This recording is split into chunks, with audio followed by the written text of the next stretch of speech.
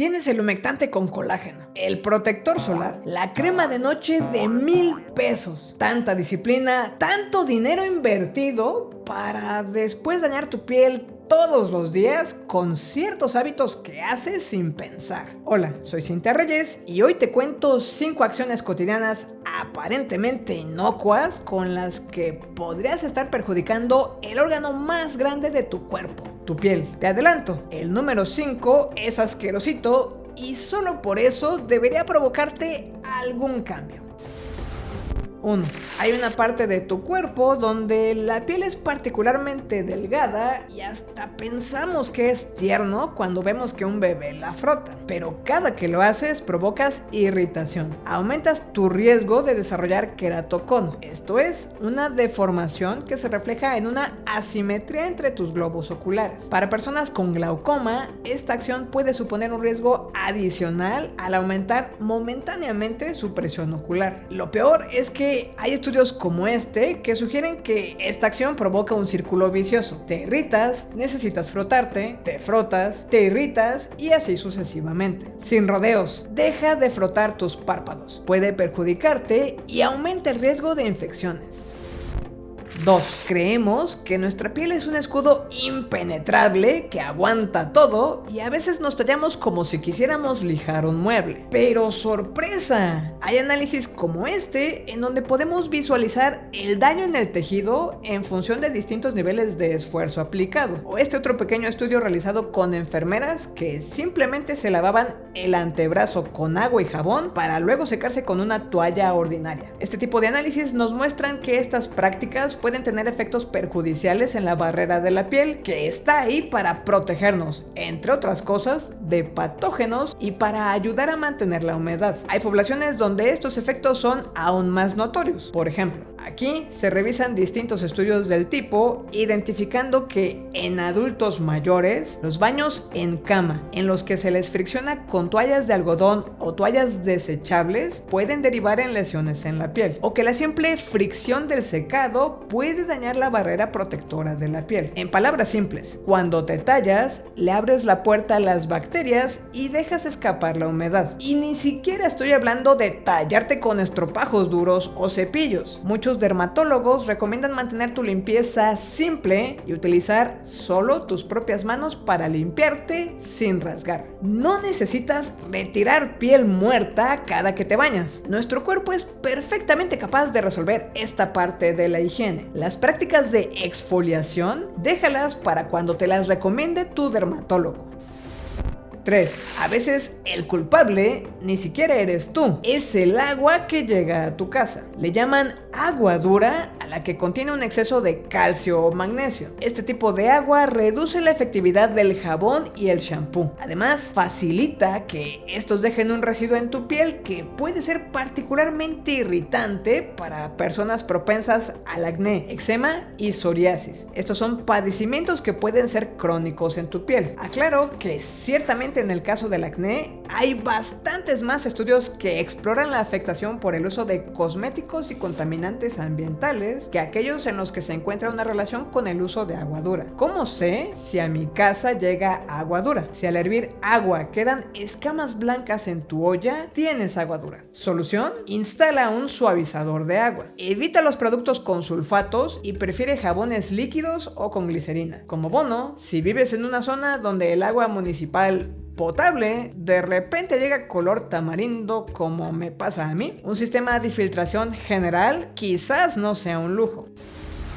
4. Durante años han culpado al chocolate, pero la historia del acné es bastante más compleja. Nuestra piel produce naturalmente sebo, una sustancia grasa que ayuda a evitar que la piel se reseque. En una piel sana, el sebo que producen las glándulas sebáceas se vacía en la superficie de la piel a través de los poros. Los poros son las aberturas de la piel justo donde tenemos los folículos. Aquí tenemos un tipo de célula llamada queratinocitos. Nuestra piel va desprendiendo estas células poco a poco de manera natural. Cuando alguien tiene acné, el folículo o pelo, el sebo y los queratinocitos hacen una fiesta ahí adentro del poro. Se adhieren todos juntos, evitando que las células de los queratinocitos se desprendan y que el sebo pueda llegar a la superficie. Esta mezcla permite que haya bacterias reproduciéndose y provocando hinchazón, enrojecimiento, calor y dolor. De manera directa, al acné lo provocan o empeoran tres cosas: el exceso o aumento de producción de sebo, una acumulación de células muertas y la reproducción de bacterias nocivas. Hay factores que pueden influir en los tres anteriores, como un incremento de hormonas andrógenas, lo cual sucede tanto en hombres como en mujeres de manera natural en la pubertad. Esto provoca el aumento de glándulas sebáceas y la producción de sebo. Ciertos medicamentos como los corticosteroides y hormonales. A esto se suman el estrés, la contaminación, un alto nivel de humedad ambiental y sí, grandes análisis de estudios de distintos tipos como estos sugieren que existe una relación entre lo que comes y la aparición de espinillas. Esto sucede por más de un mecanismo que logra alterar los tres elementos básicos que comenté que producen el acné. El asunto es que la lista de los posibles culpables alimenticios incluye granos refinados y azúcares, es decir, el pan blanco, la pasta, el arroz blanco, el refresco, edulcorantes incluyendo la miel y en general los alimentos de alto índice glucémico, alimentos altos en grasas saturadas y trans, leche y productos lácteos en algunas personas. Sí hay estudios que sugieren que el chocolate también es culpable en algunas personas. Sin embargo, me parece que no es tan claro si esto se debe al contenido de azúcar, al contenido de leche, a la cocoa o a todos los anteriores. Probablemente, en lugar de enfocarte en qué cosas deberías prohibirte comer, sea más práctico enfocarte en qué te puede ayudar. Prefiere alimentos integrales y con probióticos, así como dietas como la mediterránea. De estas tres cosas, hay bastante evidencia que sugiere diversos beneficios a la salud, como hemos platicado en otros videos. También parecen mostrar cierto potencial contra el acné la ingesta de vitaminas como la A, D, E o el zinc, aunque ya sabes que la recomendación recurrente en este canal es la ingesta de estas sustancias en alimentos y no en suplementos. 5. Para sorpresa de nadie, somos un enorme repositorio bacteriano y muchos de nuestros objetos cotidianos también. Todos vamos al baño. Lógicamente, todos le jalamos a la palanca. Cada descarga genera una nube de aerosoles que lleva consigo, sí, carga fecal, bacteriana y viral. Gracias a mediciones experimentales como esta, sabemos que en menos de 8 segundos, esta nube patógena puede alcanzar 1,5 metros de altura. Por supuesto que no se queda ahí vertical quieta justo encima de la taza. Se queda en el aire llenando todo el espacio al que tiene acceso por alrededor de unos 30 minutos para poco a poco ir depositando estas pequeñas partículas fecales, bacterianas y virales, pues en lo que tengas a la vista. Tu cepillo de dientes, la toalla para tus manos, tu toalla para la cara. Cabe destacar que bacterias como la Pseudomonas aeruginosa y la Staphylococcus aureus pueden sobrevivir hasta 21 días en tus toallas. La estrategia que reduce, pero no puede eliminar esta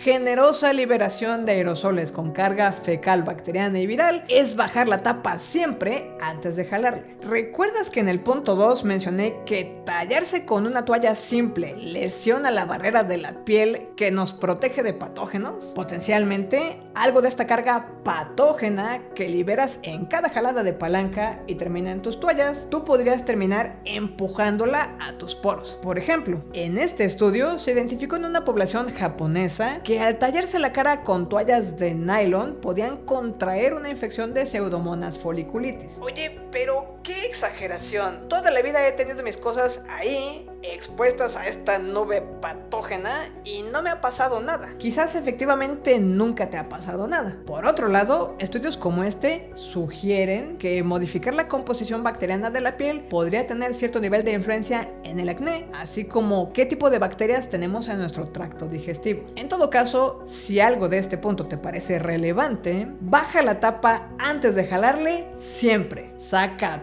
todos tus objetos personales que no quieras que reciban esta lluvia de patógenos fuera del baño. Lava tus toallas al menos una vez a la semana con agua a 60 Celsius o más, o déjalas remojando en cloro diluido unos 5 minutos. Este punto aplica no importa en dónde guardes tus toallas. Coloca un extractor de aire en tu baño, preferentemente en una posición cercana al excusado para que pueda extraer los patógenos cerca de la fuente. Si ya cuentas con extractor, ¿cuánto tiempo necesitas tenerlo encendido? Depende de la potencia de este equipo. Un buen extractor tendría que haberse comprado en función del área del piso de tu baño y tendría que poder asegurar que en una hora haya un cambio de 11 veces todo el aire que contiene este cuarto. Esto permitiría que dejar encendido el extractor entre 5 y 10 minutos después de la descarga sea suficiente. Si después de ver este video has decidido dejar de frotarte patógenos fecales en la cara, suscríbete y comparte. Si te interesa también cuidar tu cerebro, te invito a ver este otro video sobre la creatina. Recuerda que puedes apoyar la creación de contenido con pequeñas donaciones como ya lo hacen ellos.